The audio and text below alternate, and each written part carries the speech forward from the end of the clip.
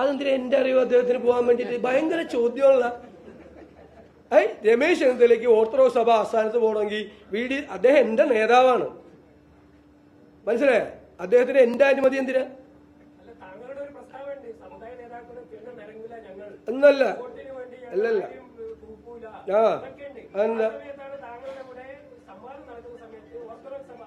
എന്താ ഞാൻ പോയിട്ടില്ല, ഞാൻ പോവല്ലോ ഓർത്തഡോക്സ് സഭ ആസ്ഥാനത്ത് ഞാൻ പോവല്ലോ. അല്ല കേൾക്ക് ഞങ്ങൾ പറഞ്ഞിരിക്കുന്നത് എന്താ? ഞങ്ങൾ പറഞ്ഞിരിക്കുന്നത് ഏത് സമുദായത്തിന് എന്ത് പ്രശ്നമുണ്ടെങ്കിലും ഞങ്ങൾ സംസാരിക്കും, അവരെ ഞങ്ങൾ സഹായിക്കും, അവരുടെ പ്രശ്നത്തിനെന്നാണ്. എല്ലാ സ്ഥലത്തും പോകും, ഞാൻ പോവല്ലോ എല്ലായിടത്തും. ആ ആ ആ എന്താ ഈ പറയുന്നത്? ഞാൻ പറഞ്ഞതിന്റെ അർത്ഥം ഇയാൾക്ക് മനസ്സിലായില്ലേ? നമുക്ക് എന്ത് ചെയ്യാൻ പറ്റും? എന്താ പറയുന്നത്? അത് നിങ്ങൾക്ക് മനസ്സിലാകാത്തതിന് ഞാൻ എന്ത് ചെയ്യാൻ പറ്റും? അത് ചോദ്യം കേട്ടില്ലേ? ഏത് ചോദ്യം കേട്ടില്ലേ? ഞാൻ രമേശ് ചെന്നിത്തല ഓർത്തഡോക്സ് സഭ ആസ്ഥാനത്ത് പോകണതിന് എന്റെ അനുമതി വേണമെന്ന്.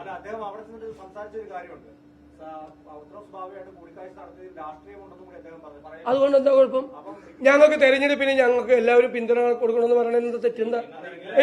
കേൾക്ക് അല്ലല്ല നിക്കി, ആരോട് തെരഞ്ഞെടുപ്പിൽ മത്സരിക്കുമ്പോൾ ഞങ്ങൾക്ക് പിന്തുണ വേണമെന്ന് എല്ലാ വിഭാഗം ആളുകളോടും സ്ഥാനാർത്ഥികളും രാഷ്ട്രീയ പാർട്ടികളും ചോദിക്കാൻ പാടില്ലെന്ന് ഞാൻ പറഞ്ഞിട്ടുണ്ട. വർഗീയത പറയരുതെന്നാണ് പറഞ്ഞത്.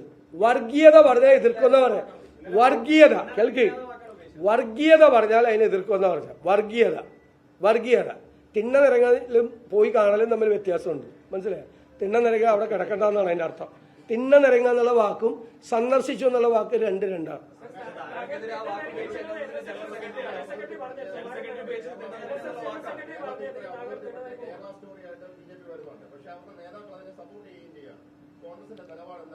അല്ല, കോൺഗ്രസ് അതിശക്തമായ നിലപാടാണ്.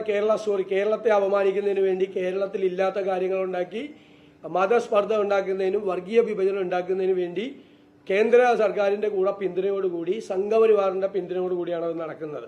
അതിനെ ഞങ്ങൾ എന്തു വില കൊടുത്ത് എതിർക്കും. അത് വർഗീയ വിഭജനം ഉണ്ടാക്കാൻ വേണ്ടിയിട്ടുള്ള എല്ലാ ശ്രമങ്ങളെയും ഞങ്ങൾ ചെറുത്തു തോൽപ്പിക്കും.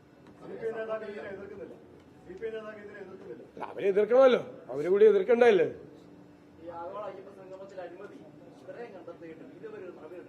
അത് നടപടി ഉണ്ടാവില്ല. കാരണം കട്ടവര് തന്നെയല്ലേ നടപടി എടുക്കേണ്ടത്. കട്ട ആളുകൾ തന്നെ, മോഷ്ടിച്ച ആളുകൾ തന്നെയല്ല നടപടി എടുക്കേണ്ടത്. മോഷ്ടിച്ചവരാണ്.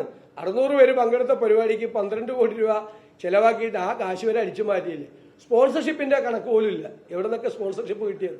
ഇല്ലാത്ത വൗച്ചർ എഴുതി കള്ളക്കണക്ക് ഉണ്ടാക്കി അയ്യപ്പന്റെ പേരിൽ നടത്തിയ തട്ടിപ്പാണ്, വെട്ടിപ്പാണ്. നിർത്താനായിട്ടില്ല ഇവര്. ഇപ്പോഴും അത് തന്നെയാണ്. സ്വർണം മോഷ്ടിച്ചിട്ടും മതിയായില്ല, പിന്നെയും തുടരുക. പക്ഷേ ലോകത്തെവിടെയായാലും ഏത് സമയത്തും 24 വാർത്തകളും ഓഗ്മെന്റഡ് റിയാലിറ്റി പാക്കേജുകളും എക്സ്പ്ലെയിനറുകളും വിശദമായി കാണാൻ ഞങ്ങളുടെ യൂട്യൂബ് ചാനൽ നിങ്ങൾക്ക് സബ്സ്ക്രൈബ് ചെയ്യാം.